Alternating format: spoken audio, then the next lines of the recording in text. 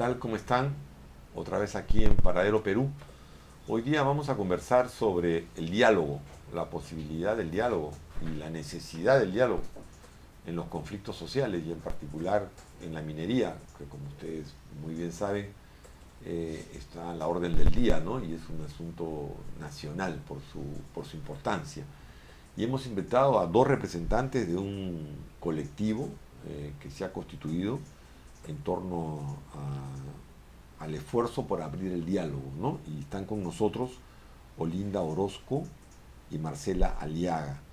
Y les agradecemos mucho por su presencia y su participación. Son varias ONGs, ¿no es cierto?, las que están, ¿no?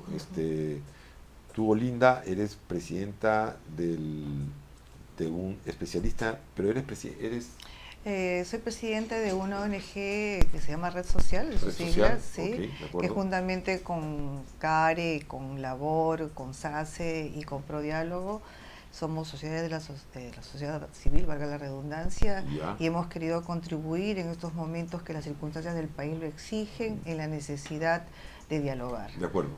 ¿Tú eres de Red Social? Sí, yo soy presidenta de Red Social. ¿Y tú?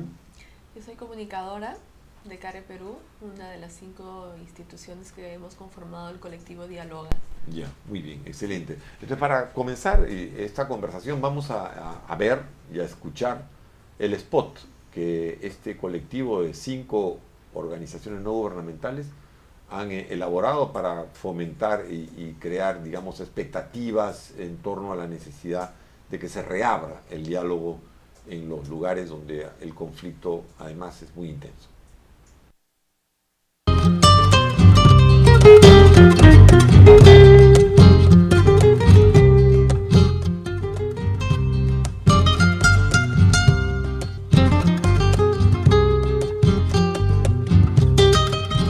En democracia todos somos iguales y tenemos el mismo derecho a discrepar y a protestar.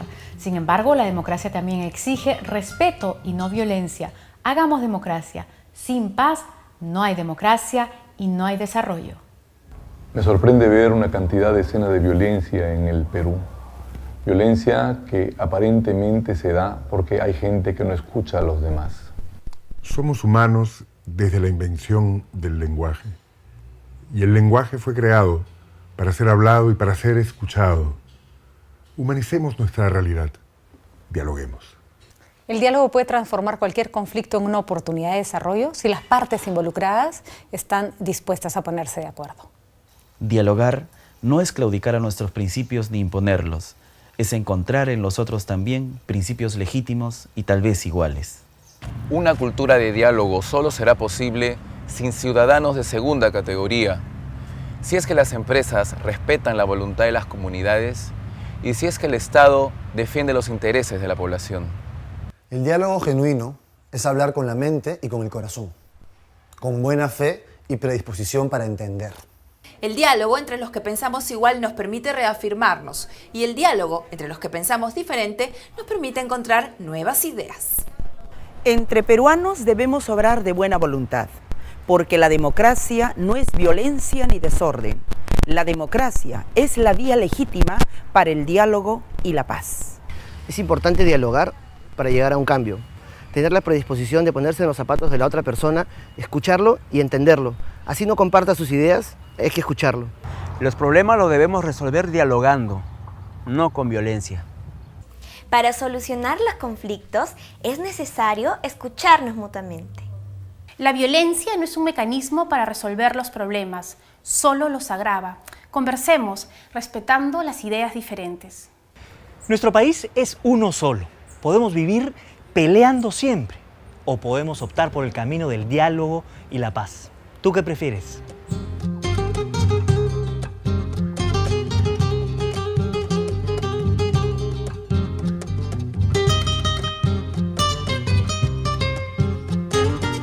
Voy a reencarnarme en tu canción, a volar en tus manos de paloma. Voy a hacerte un traje con el sol y seré un recuerdo que se asoma. Bueno, aquí hemos visto y escuchado este spot con personajes, algunos de ellos bastante conocidos, invocando al diálogo, ¿no? Y además el colectivo se llama Colectivo Dialoga. Y repetimos, estamos con Olinda Orozco y con Marcela Aliaga. Ambas participan y representan a este colectivo de organizaciones no gubernamentales. Yo quisiera preguntarles, ¿por qué creen ustedes que se ha roto el diálogo? O sea, creo que ese es un problema crucial. Se ha roto el diálogo por las intransigencias de cada una de las partes que creen tener cada una la razón. Y al cerrarse en sus posiciones, se cierran también al poder entenderse y poder dejar inclusive sus posiciones para poder tender puentes y encontrar cosas comunes, cosas de intereses comunes que beneficien a la población involucrada. Yo creo que por eso es que desde la sociedad civil queremos cuestionar esas posiciones intransigentes, convocando a que se entiendan, y el entendimiento empieza por ceder, no empieza por afianzarse en esas posiciones, cada uno en su sitio, ¿no? Ponerse en los zapatos del otro y tender puentes. ¿Y tú, Marcela, por qué piensas que ha pasado? ¿Por qué hemos llegado a estas? Que no es la primera vez que llegamos a situaciones como esta, ¿no? O sea, lamentablemente es muy continuo, ¿no? Y se repite. ¿Por qué crees que...? Sí, bueno, de repente ni siquiera ha habido un diálogo incipiente que luego haya sido quebrado, ¿no? De repente lo que hemos observado en los últimos meses o incluso desde el año anterior son más bien procesos de negociación en los cuales los intereses y las agendas no han estado siempre del todo transparentadas, ¿no? Ha habido siempre intereses ocultos que han estado detrás de las intenciones de negociación. Y no ha sido un verdadero diálogo, ¿no? Entonces de repente ha faltado el germen genuino de dialogar. Solo hemos estado en pequeñas o más grandes negociaciones, pero no ha habido una buena voluntad, una buena fe para sobreponer intereses de las mayorías, intereses colectivos. No ha habido buena voluntad para escucharnos. No ha habido buena fe para reconocer en el otro un interlocutor válido. Los mensajes que se han dado en el escenario público no han contribuido al diálogo, ¿no? Entonces, creo que no ha habido en realidad un verdadero proceso de diálogo tal como el colectivo lo concibe y lo propone, ¿no? Que es ante todo un encuentro de buena fe y un encuentro de honestidad para poner intereses de mayor alcance antes que intereses más chiquitos. Por ejemplo, algo que tú has dicho, ¿tú qué piensas, Olinda? O sea, ¿cómo se han presentado cada uno? O sea, ¿cómo? Porque cuando el diálogo se rompe, o cuando hay diálogo también, cada uno crea un perfil del otro, claro, ¿no es cierto? Y un perfil de sí mismo, por supuesto. Algo así siempre, uno es el bueno y el otro es el malo o es regular, ¿no es cierto? Claro. O sea, porque es distinto a uno y tiene diferentes intereses, ¿no?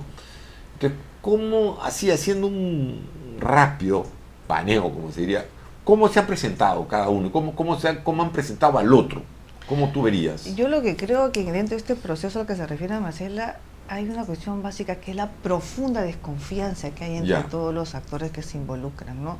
O sea, no creen, uno no cree en el otro. Este me está tirando rollo. Exacto. O hay algo debajo de la mesa, me está escondiendo el verdadero objetivo, ¿no es cierto? O sea, yo creo que por ahí empieza la desconfianza que hay. Entonces, mientras no haya primero esa mutua confianza que tiene que haber, o un mínimo de confianza básica, va a ser bien difícil que se pueda congregar a dialogar. Entonces yo creo que, ¿cómo hacemos? Hay también una gran responsabilidad de la sociedad, de los actores del Estado, de todos, de las empresas. Claro, efectivamente, eso es muy importante, ¿no?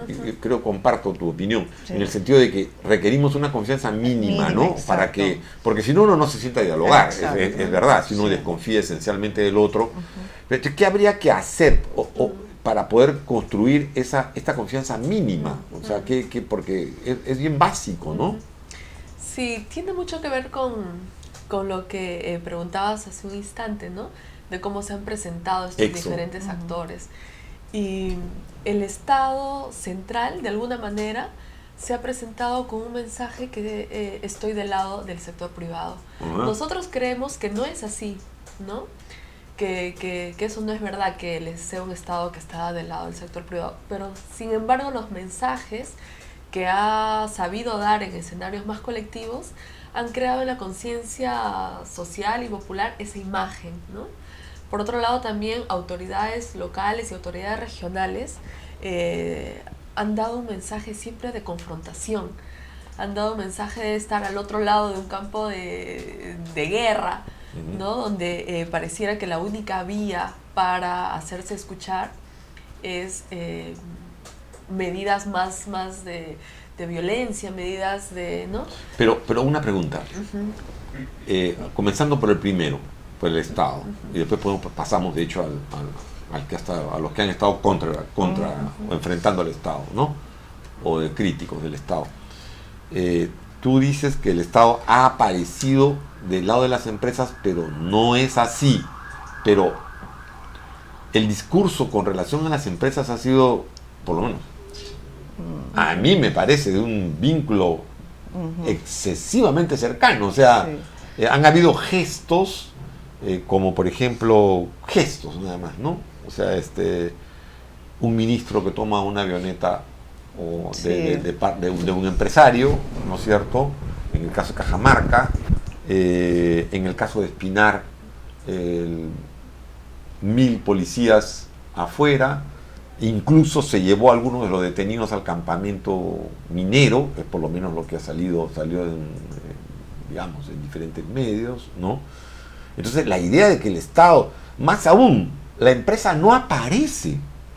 O sea, ese es un gran problema, porque aquí aparece, y es una cosa que yo le quiero preguntar, porque aquí aparece como si hubieran dos actores. Sí.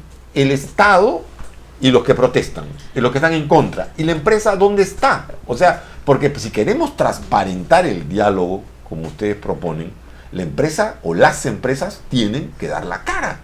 No pueden estar detrás del Estado, porque si no, creo que eso crea un grave problema. Por eso es que el Estado aparece como que está de parte de las empresas, porque como no están directamente, entonces es tras el mensaje del desarrollo del país, que es cierto además, o sea, se necesita la inversión, o sea, claro. No veo otra manera de cómo sacar de la pobreza a poblaciones que están por años postergadas, ¿no? Pero al no haber un discurso más transparente, inclusive de explicación, de cambio de mensaje, eso es lo que está provocando este tipo de reacciones, ¿no? O sea, el presidente dijo una cosa estando en la campaña, siendo presidente hace otra cosa, pero como que también es la única vía que le queda y no sale a dar explicaciones. Entonces claro, debería de ir a por qué esto es así, por qué ahora tengo que elegir el oro, hay agua o oro, o cómo genero desarrollo si no hay inversión. Es decir, debería de conectarse con el pueblo y dar las explicaciones necesarias. Yo creo que ese es un asunto. Vamos a hacer una pausa y vamos a retornar para seguir conversando sobre la necesidad del diálogo y la campaña en la que están involucradas estas 5 ONGs a través del colectivo Dialoga.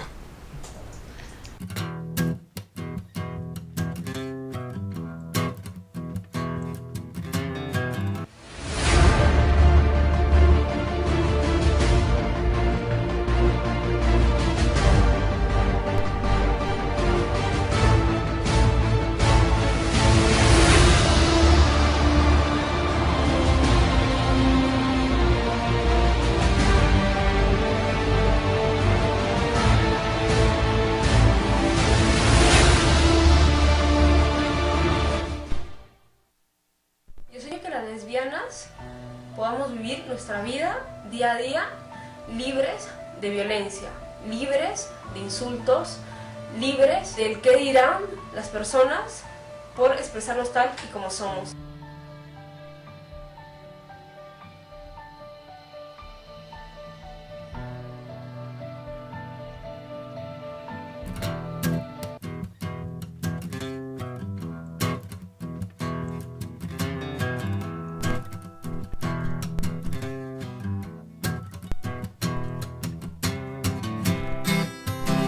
Estamos aquí en Paradero Perú, conversando con Olinda Orozco y con Marcela Aliaga. Ellas ambas participan y representan al colectivo Dialoga, que está promoviendo y está haciendo una campaña para intentar, ojalá que se consiga, fomentar el diálogo en los conflictos sociales, en particular en los conflictos mineros, que como ustedes bien saben son los más intensos hoy y desde hace ya un buen tiempo en el país.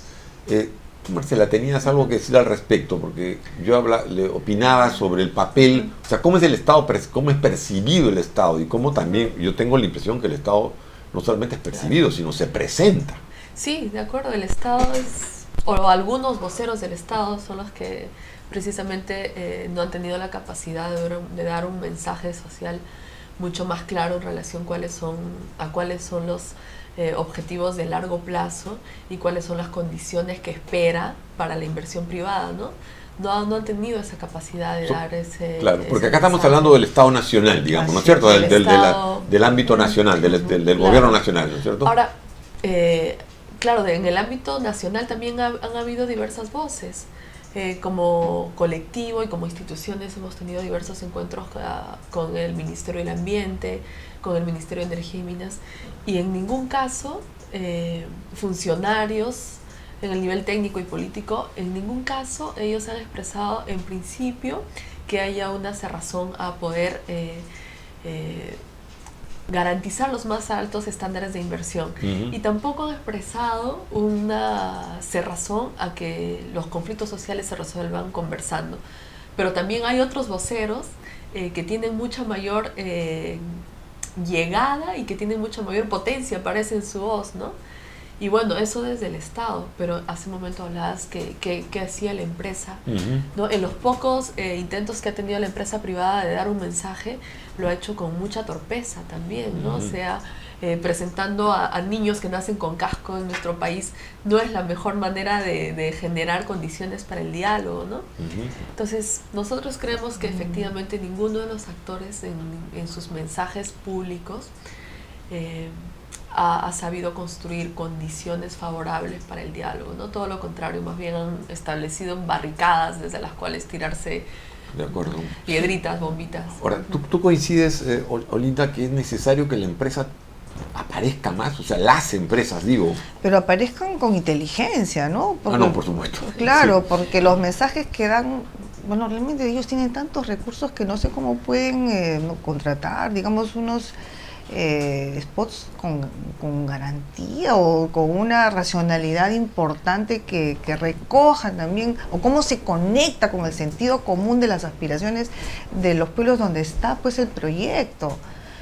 Eso por un lado. A mí uno de los tonos que sí. A veces, no lo digo siempre, ¿no? Pero que más me enerva y me crea dificultades con digamos, cuando las empresas quieren promoverse. Sí.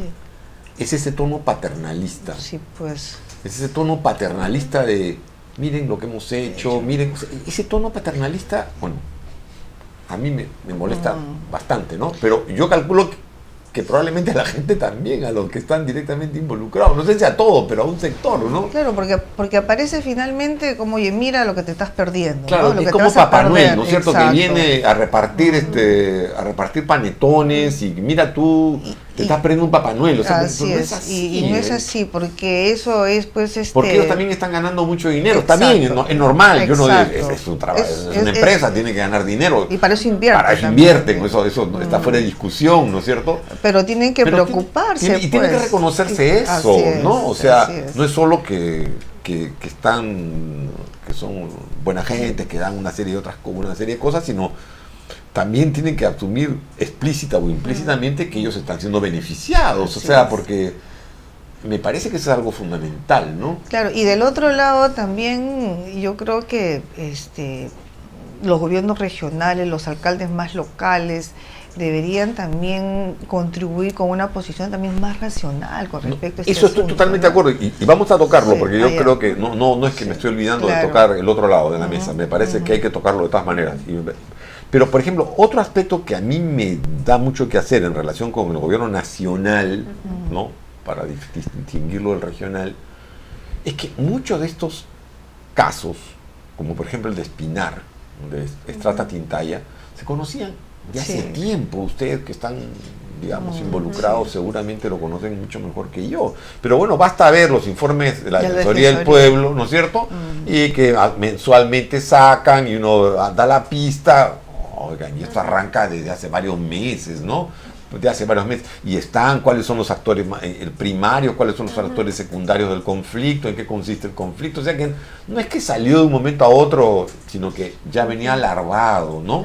Entonces, es diferente, creo yo, no sé qué opinan ustedes, cuando uno da la voluntad de negociar o inicia una negociación, cuando ya hay movilizaciones, ya hay heridos, que cuando no hay nada de esto. O sea, entonces, yo tengo la impresión que se espera siempre, no, sería una generalización abusiva, pero en la mayoría de casos que la cosa explote o que esté a punto de explotar, digamos, como para recién iniciar. Sí. ¿Tú coincides o tienes una apreciación diferente? Plenamente, ¿no? Y bueno, nosotros promovemos por eso un diálogo transformativo. Y esto no es cliché ni es una cuestión abstracta, ¿no? Para nosotros el tema de la transformación, del poder transformador del diálogo, va por dos ejes, ¿no? Uno, porque tiene que ser preventivo. O sea, tratar de iniciar el diálogo. Y a tiempo, ¿no es cierto? Cuando la ola del conflicto ya se está tornando violenta. Exacto. No es que sea imposible, o sea, nunca es tarde para dialogar, por supuesto, pero es mucho más complicado. Entonces, un diálogo transformador es un diálogo preventivo. Claro. Y preventivo en el sentido de que hay que ir construyendo consensos.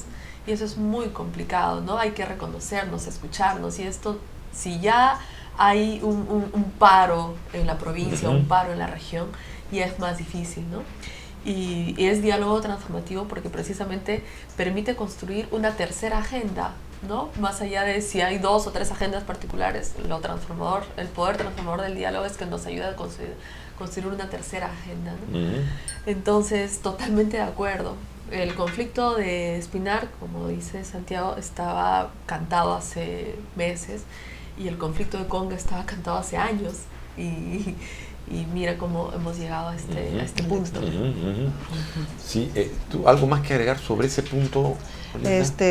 Sí, yo creo de que ahí pues desde el Estado hay una unidad de prevención de conflictos. Bueno, efectivamente. Que la verdad que no está funcionando. Pero recibirá, ¿no? yo a veces me he puesto a pensar, francamente, pero ¿está recibiendo el apoyo político necesario? Porque yo tengo, no, porque es verdad, hay una unidad de conflictos, ¿no? Pero porque para uno ser el jefe de la unidad de conflictos tiene que tener todo el apoyo político del presidente de la República, del premier, ¿no? Depende del premier. Exactamente, para tener capacidad de actuar, porque si a uno lo ponen en ese cargo y le van sujetando la rienda, no, al final tiene muy poco que hacer. Así es, entonces yo creo que allí desde el Estado, ¿no? Se debería organizar toda una logística, algunos llaman operadores, pero ver la manera de cómo establecer las bases comunicantes, los puentes dentro de la sociedad civil, las autoridades, recogerlos y prevenir. De acuerdo. O sea, yo creo que sobre eso hay tanto escrito, tanto investigado, pero yo no se lleva a cabo, no se aplica, o están esperando pues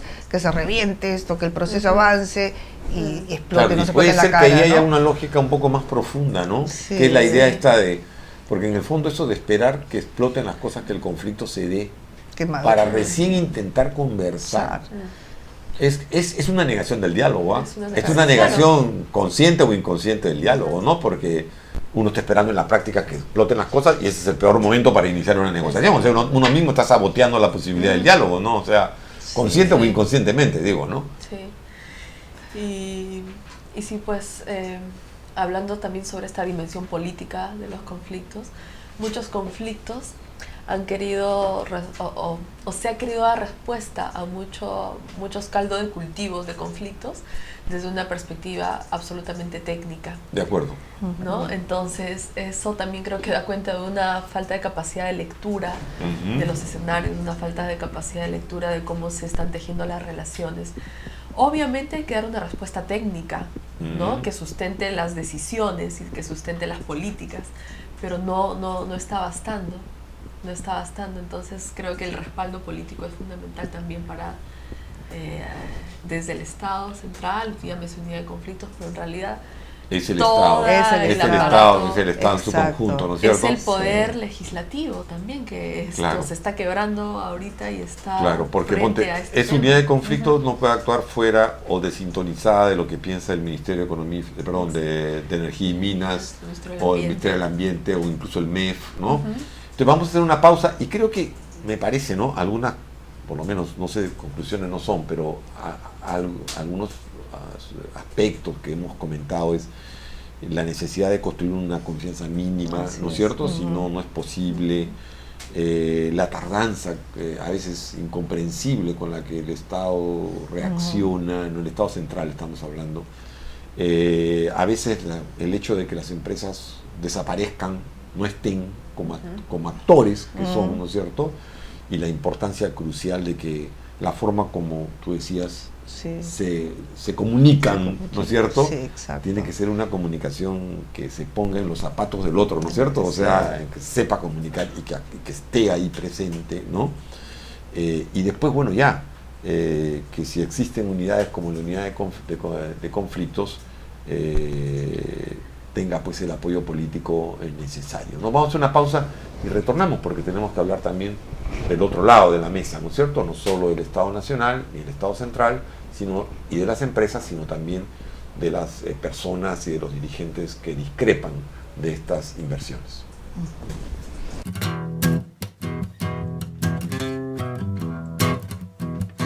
Me gusta la revista Poder por la calidad de los análisis que tiene. Tiene un análisis político-económico, tiene una buena combinación entre política y economía. Creo que ha venido a llenar un espacio dentro de las revistas peruanas.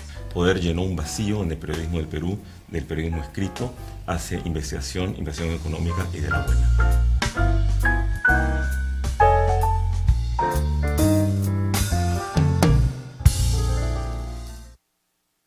Un saludo con todo cariño para mula.p. No lo vean.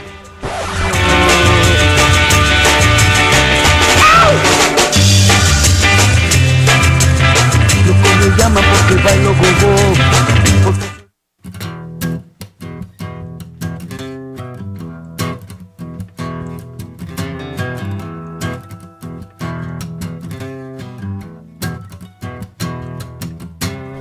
Estamos en Paradero Perú conversando sobre conflictos sociales y la necesidad de que se restablezca el diálogo, o sea, luchar para que haya diálogo, con Olinda Orozco y Marcela Aliaga. Ellas dos son representantes e integrantes del colectivo Dialoga, que está conformado por 5 ONGs, organizaciones no gubernamentales. Ahora, mirando el otro lado,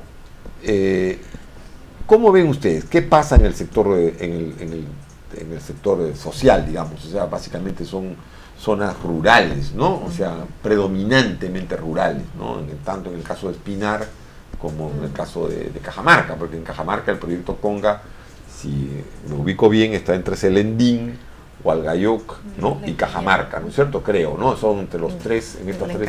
Y la Encañada, está ahí, pero entre estas provincias entiendo que está el proyecto, ¿no? Bueno, ¿por qué la reacción de la gente? ¿Por qué? No digo toda, ¿no? Porque es evidente que también hay diferencias, ¿no? En Cajamarca se han manifestado estas diferencias. Pero ¿por qué esta actitud, si no de todos, sí de la mayoría, o de un número importante? En el caso de Espinar tengo la impresión que fue claramente mayoritario en contra de estos proyectos. Y lo que es más preocupante en el caso de Espinar es que se presentaba como un modelo de lo que es la negociación y la aceptación de las responsabilidades de la empresa, conjuntamente con la comunidad.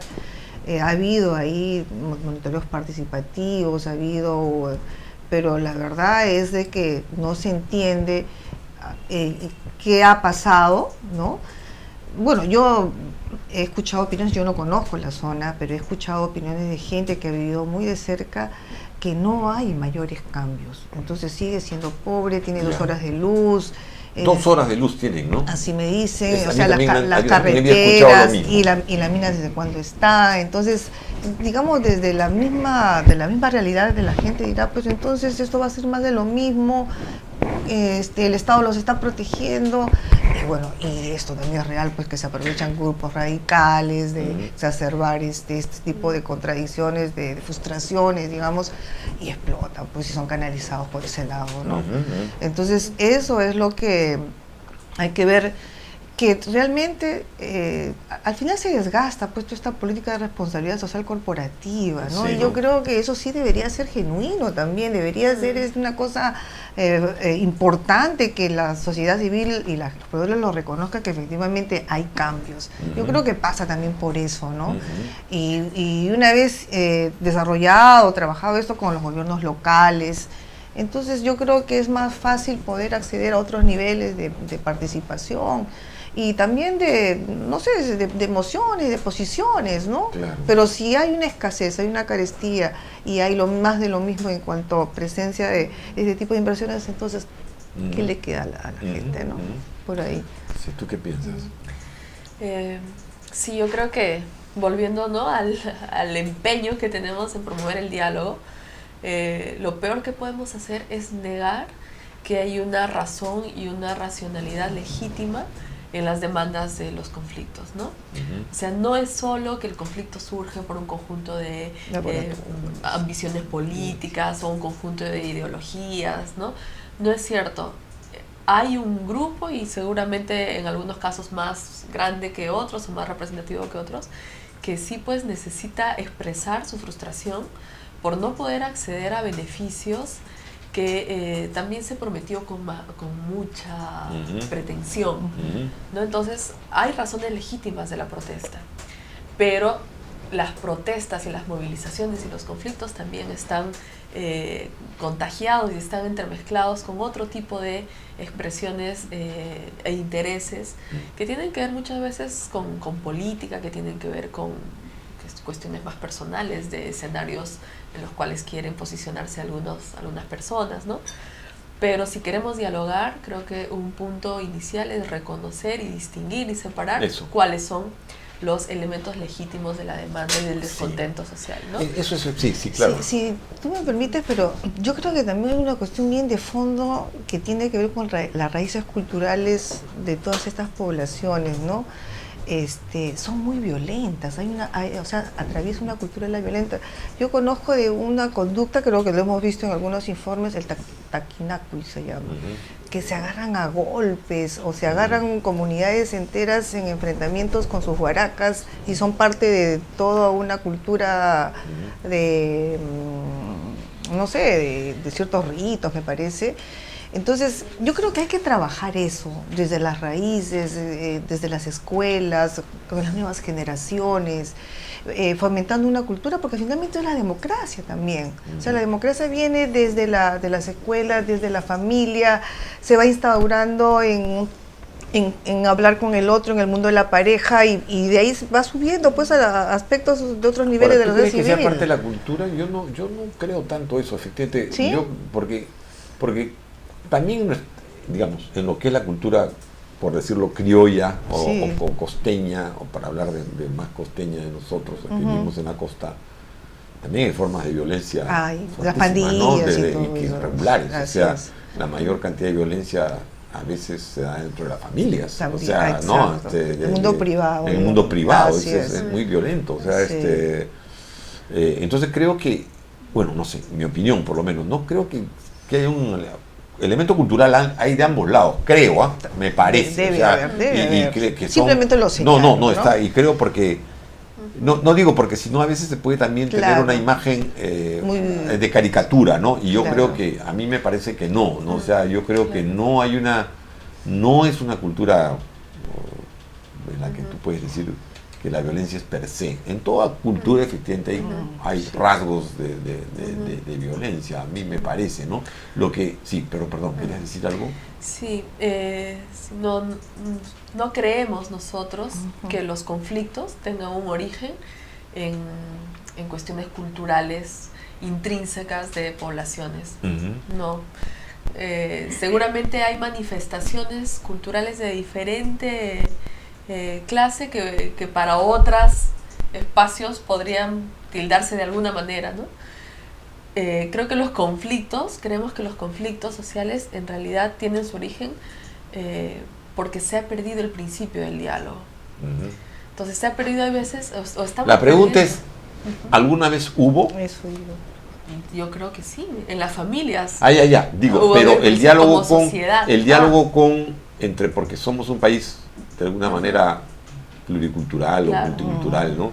Y el diálogo entre nosotros, entre los peruanos, es un diálogo bien complicado, ¿ah? O sea que a veces no hay diálogo, sencillamente, o sea, hay mucho desprecio, ¿no? Mucha falta de reconocimiento, mucho ninguneo, ¿no? Que también puede estar expresándose en casos como Pues este, ¿no? Cada vez estamos llegando más en ese sentido de pérdida del principio del diálogo, ¿no? A creer que la violencia es el único mecanismo para solucionar los problemas. Claro. Y cuando creemos eso, estamos perdiendo los principios de diálogo que pudiéramos tener como sociedad, dentro de las familias, entre nuestras organizaciones sociales, entre barras de... O sea, como que la violencia está ganando cada vez más espacios a encuentros más cercanos. Sí. Si uno lo lleva a la política, esto es muchísimo más evidente, ¿no? Claro.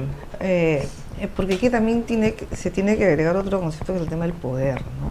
Entonces, si tú, la única manera de expresar tu poder de protesta es mediante la violencia y que esto es reconocido, recién te escucha, entonces eso se institucionaliza de una u otra manera, ¿no?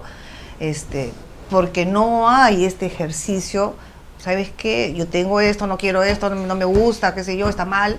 Entonces se canaliza en las instancias respectivas de los gobiernos locales, de las autoridades respectivas en los distintos niveles, y desde allí se va tratando, o vamos juntos a la provincia, de ahí al gobierno regional y de ahí al gobierno central, de una u otra manera establecer las rutas hacia este reconocimiento. Entonces, ¿cómo se canaliza? Ese es el gran dilema, ¿no? Creo que me parece, ¿no? Un asunto que decía Marcela, me parece importante, ¿no? Que es distinguir lo que pueden ser intereses políticos que hay, ¿no? Y que, bueno, y a veces es normal que existan, ¿no? O sea, digamos, tampoco se puede satanizar que en todo caso, ¿no? Hay intereses políticos, como el Estado también tiene intereses políticos, es normal.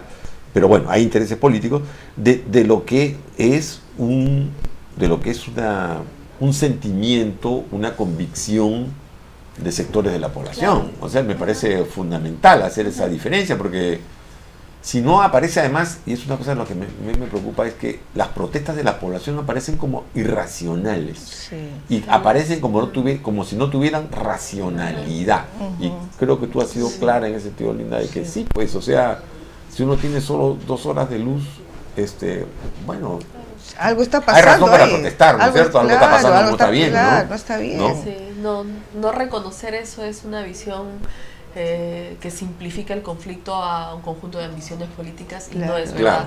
Los conflictos tienen una raíz muy compleja que tiene que ver con descontentos sociales por condiciones de vida, y también por expectativas que las poblaciones se han generado o ha habido, o se les ha despertado. Se les ha despertado. Así es. En relación a qué va a significar que haya en mi distrito, en mi provincia o en mi región una importante inversión. De acuerdo. ¿No? Entonces, si veo frustradas esas mis grandes expectativas, y veo que mi vida sigue tan mal como hace 5 años, busco canales de... De acuerdo. Vamos a hacer una breve pausa y retornamos. Ahora sí.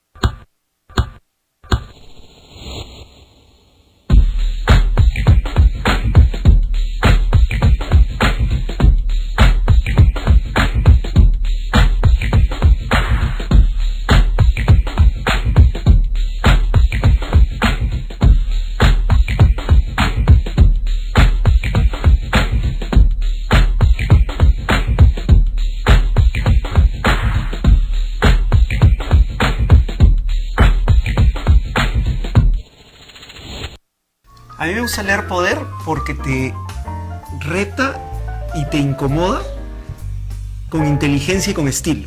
Leo la revista Poder desde su primer número hace ya justamente 3 años, porque es una revista indispensable en la formación de todos quienes queremos entender lo que pasa en el Perú. Es creativa, es inteligente y tiene rigor. Y eso para mí es el periodismo que me gusta y por eso leo Poder.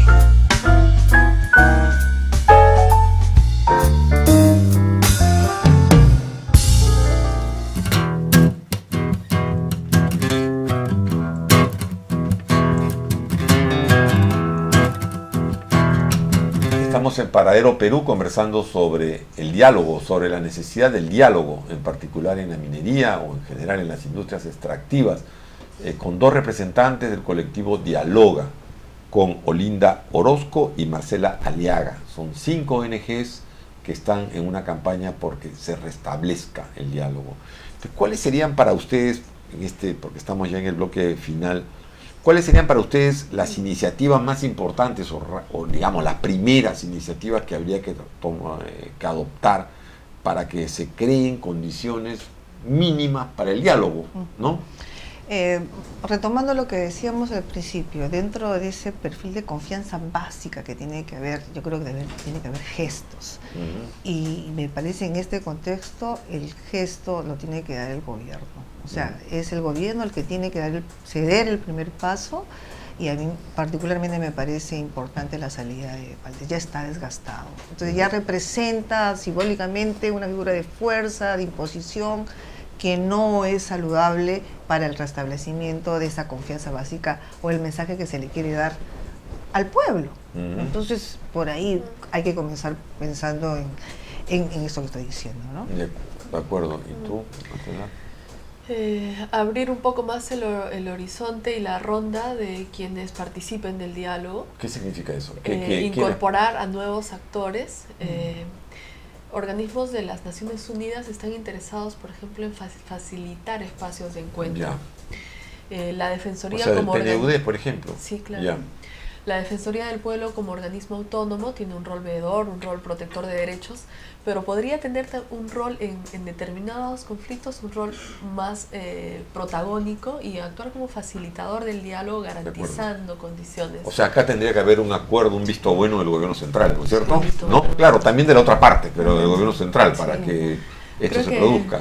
Hay que incorporar algunas voces que no están siendo necesariamente escuchadas y consideradas ahorita.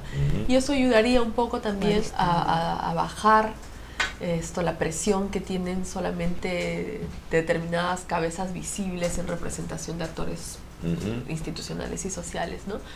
Igual, desde el lado de la población, creo que hay que llamar, acoger y facilitar la expresión de representantes sociales de diferentes posiciones, ¿no? Creo que va por eso, ¿no? Por gestos desde el Estado y por abrir la mesa para que se sienten algunos actores más. Entonces eso ayudaría muchísimo. Ubicar actores desde Espinar, desde Cajamarca, que tengan el consenso de todas las posiciones y que sean interlocutores válidos. De la misma zona. De la misma zona. Y en los distintos niveles también, ¿no? Del gobierno regional, desde el Estado, que converge. Claro, pues. A mí, por ejemplo, yo sé que el gobierno central, el gobierno nacional dice que eso es un asunto del Poder Judicial, pero a mí me parece un grave error torpeza, ¿no? Que al alcalde de Espinar, a Moyobanca, le den 5 meses de prisión preventiva. O sea, bueno, está bien si se considera que hay indicios de que ha cometido delito, que se le investigue, por supuesto, ¿no? Pero no tiene por qué puede ser investigado en libertad, no tiene por qué ser investigado preso y en ICA además también, o sea, ¿no? Fuera de su jurisdicción, porque esa es la idea de orden, es la idea de orden y que encarna pues el primer ministro, ¿no? Entonces eso es lo que está poniendo peor posiciones más intransigentes en la mesa, en lugar de que ¿cómo se va a poder pedir a la otra parte, oye, cede un poco tú, si yo comienzo a ponerme más al ala más intransigente? Tampoco es así, ¿no? Entonces todos tienen que ceder. Sí, pues, efectivamente. Entonces, pero yo creo que es el Estado, el gobierno, el que tiene que dar el primer paso. Me parece. Sí. Y también las instituciones, incluso las académicas, las ONGs, en fin, todas las organizaciones. O las universidades, por ejemplo, en el caso del Cusco, no sé, la universidad tiene, Antonio Abad tiene un prestigio ganado, ¿no es cierto? Creo que deben de adoptar una posición, en principio, muy clara de repudio de la violencia, ¿no? Entonces, o sea, todos deberíamos de manifestarnos en contra de la violencia y todos apoyar desde nuestros roles en diferentes contribuciones. Por ejemplo, el acercamiento de información técnica hacia el entendimiento de todos, ¿no? Porque, por ejemplo, en el caso de Espinar, la empresa no ha dicho nada. La empresa no ha dicho ya, muy bien. A mí personalmente plantear 30%, por supuesto, de participación en las utilidades es una exageración, es evidente, extrema. Pero la empresa no ha dicho nada. La empresa no ha dicho, mira, sí estoy de acuerdo de subir de 3 a 5, ¿no es cierto? O de 3 a 4. Comenzar a negociar. O exactamente. O efectivamente, en el asunto de impacto ambiental, es verdad, existen algunas señales e indicios de que pueden haber problemas de impacto ambiental en tal y cual sitio, pero no ha habido nada. O sea, yo siento, porque ese paso también obliga a que del otro lado se dé otro paso, ¿no es cierto? Me parece, ¿no? Sí. Si eso no se produce, cada uno está en su lugar, en sus posiciones. Claro, exacto, y cada uno no se mueve. En su trinchera. Porque además es diferente el caso de Espinar del caso de Cajamarca, ¿no es cierto? El caso de Conga, mejor dicho, porque en el caso de Espinar la mina estaba, o sea, nadie estaba discutiendo que la mina, se cierra la mina, aunque al final sí se planteó por un sector, pero nadie estaba discutiendo eso. En el caso de Cajamarca sí es un no a Conga, por lo menos el de un sector, ¿no? Entonces, son también casos distintos, ¿no? Perdón, en el caso de Conga es porque se comenzó, Conga sí va. Eso fue un tremendo error. Planteas un Conga va, generas un Conga no va, pues. Claro, entonces, eso es un mensaje fatal. Sí. Lamentablemente, quizás sin pensarlo, en su efecto, lo dio el propio presidente, ¿no? Porque el propio presidente Humala salió con ese Conga va, no me acuerdo, si no me equivoco, fue una entrevista que le hicieron 3 periodistas, ¿no?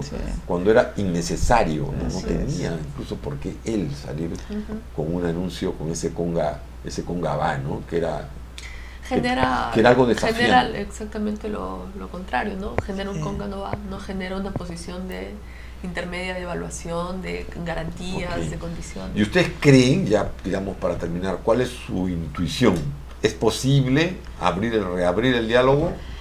Como yo digo, ¿no? El Estado y el presidente Humala tiene que tomar el liderazgo que como presidente y responsable de la nación le compete.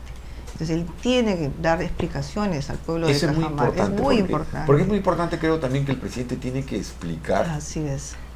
¿Por qué ha cambiado de posición? ¿No? O sea, tiene derecho a cambiar de posición, pero tiene que explicar, ¿no es cierto? Y tiene que tratar de convencer de por qué dijo lo que dijo durante varios años y ahora está haciendo lo que está haciendo. O sea, me parece fundamental. Claro, ha hecho un intento, ¿no? Porque supuestamente el proyecto de la gran transformación y la hoja de ruta eran dos posiciones contrapuestas, ¿no? Y él últimamente ha salido a decir, no, que la hoja de ruta son los pasos para llegar a la gran transformación. A su manera, creo que él trata de explicar sus decisiones de gobierno en ese sentido, pero hace falta mucha más información. Hace falta mucha más información, hace falta más cercanía, más empatía. Eso que me parece importante, mucho más información desde el presidente retomando su liderazgo y dando las explicaciones, desde las partes técnicas que implican los estudios de impacto ambiental, los estudios de los monitoreos, dando a conocer transparentemente cuál es el plan de desarrollo o la responsabilidad social de la empresa o de los gobiernos, sus planes de desarrollo local, provincial, en fin, hay tantos instrumentos que deberían ponerse en la mesa y todos a una pues tratar de ver qué cosa hay de común y cuánto puedo yo lograr en beneficio de todos, ¿no? Sí, sobre eso, por ejemplo, el caso del informe del peritaje internacional. O sea, las recomendaciones de este informe no son un saludo a la bandera, o sea, no es un trámite.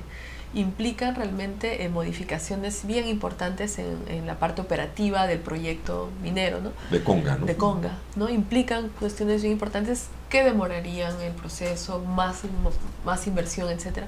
pero no ha habido una explicación de esta, simplemente ha habido una entrega por parte de los peritos, pero nadie se ha encargado de explicar los términos técnicos que eso implica, qué significa el cambio de uso de agua, o sea, simplemente como que se ha entregado, pero claro, nadie... Porque habían propuestas como cuadriplicar, ¿no es cierto? Sí, cuadriplicar el volumen de agua de los reservorios, ¿no? Después que, bueno, 2 de las lagunas quedaban, ¿no? Exacto. Después que, bueno, los puestos de trabajo, que no sé si es realista lo de 10.000 puestos de trabajo, la verdad, que planteó el presidente Humala, no tengo idea si es realista o no. Pero es cierto, tampoco ha habido una explicación, ¿no? Ahora parece como la pelota solamente en la cancha de la minera, que tiene que decir está de acuerdo o no está de acuerdo, ¿no? Sí, pues. Y en el caso de Strata no se oye padre, o sea, no hay, es un problema, o sea, tienen que... Es cuestión de información que circule, tomando en cuenta, digamos, la racionalidad de la misma población, que lo entienda, ¿no? De acuerdo. Y que también se garanticen algunas cosas, como esas que tú, por ejemplo, señalas, ¿no? Yo no sabía, había escuchado algo, pero no estaba convencido, que en el caso de Espinar solamente hay 2 horas de luz, ¿no? Entonces, y probablemente de agua no sé cuánto habrá. Entonces, bueno, claro, no es responsabilidad tampoco de la empresa. Toda la empresa. Pero bueno, pero hay un tema empresa-estado, ¿no? O el Estado que tiene que asumir eso, o sea, en sus distintos niveles, ¿no? También en el nivel local y en el nivel regional, sin duda, ¿no? Pero porque la gente es normal, mira por los hechos, ¿no? Eso es y tiene una experiencia en algunos casos del país que es una experiencia negativa, pues, ¿no? Entonces sobre la minería, ¿no? Claro, y con tanta difusión que hay, sobre todo, yo me acuerdo que la campaña del presidente Humala, ¿no? ¿Por qué? ¿Qué cosa es el nacionalismo? Es amor a los recursos naturales. Entonces era una cosa que quedó mal que bien ahí en el sentido común de la gente. Y los recursos naturales están ahí, pues es la mina, son los minerales, y en poblaciones que están sobre los 3.400, donde no hay quizás posibilidad de hacer otras actividades, ¿no? La mina a veces se convierte en la única actividad más importante, pero que debería permitir... Claro, pero también para algunos de esos sectores, yo calculo, ¿no? Me pongo en el pellejo de ellos y en la posición de ellos, es como también el gran capital a negociar. Es como que uno tiene, ese es tu tesoro, pues, porque el día que esa mina no exista, pues, ya te quedaste sin nada. O sea, por lo tanto, es el periodo en el que uno puede negociar en mejores condiciones. No sé si me puede entender, ¿no es cierto? Puede representar la oportunidad histórica para transformar sus vidas. Claro, porque si no la representa, perdiste lo que tenías para como una negociación de largo plazo, ¿no? Claro, nuevamente, ¿no? Ponernos en el lugar del otro y entender desde dónde surgen sus perspectivas, sus enfoques, ¿no? Entendernos, y claro, esto también hay que entenderlo. Sí. Yo quiero terminar el programa, primero, bueno, por supuesto agradeciendo a las dos, tanto a Olinda como a Marcela de estar acá. Ellas, como he repetido varias veces, forman parte del colectivo Dialoga, que forman 5 ONGs y que están empeñadas en que se reabre el diálogo en los conflictos sociales, en particular en los conflictos mineros. Y quería concluir justamente Carlos Iván de Gregori, que es un antropólogo que nos dejó hace un año aproximadamente. Él justamente durante los últimos años de su vida insistió en algo, ¿no? De manera muy, muy fuerte, ¿no? Creo que con mucha razón. Es esto de que tiene que acabar el ninguneo, ¿no? O sea, esta historia de que hay que reconocer al otro, que muchas veces la gente, o los peruanos, no la gente, porque a veces tampoco es la mejor manera, los ciudadanos peruanos, ¿no? Y un sector de ciudadanos peruanos se sienten, digamos, que no son reconocidos como ciudadanos, y eso genera pues reacciones y sentimientos que a veces, aunque no se crean, puede estar por encima de los propios recursos económicos, ¿no? Hay un problema de autoestima, ¿no? que es vulnerada cuando este aspecto del reconocimiento no es efectivo, tanto por parte del Estado como de otros actores que están en juego. Bueno, quería agradecerles a ambas. Gracias a ti. Muchísimas gracias. Gracias. A ustedes, bueno, hasta la próxima semana. Muchísimas gracias.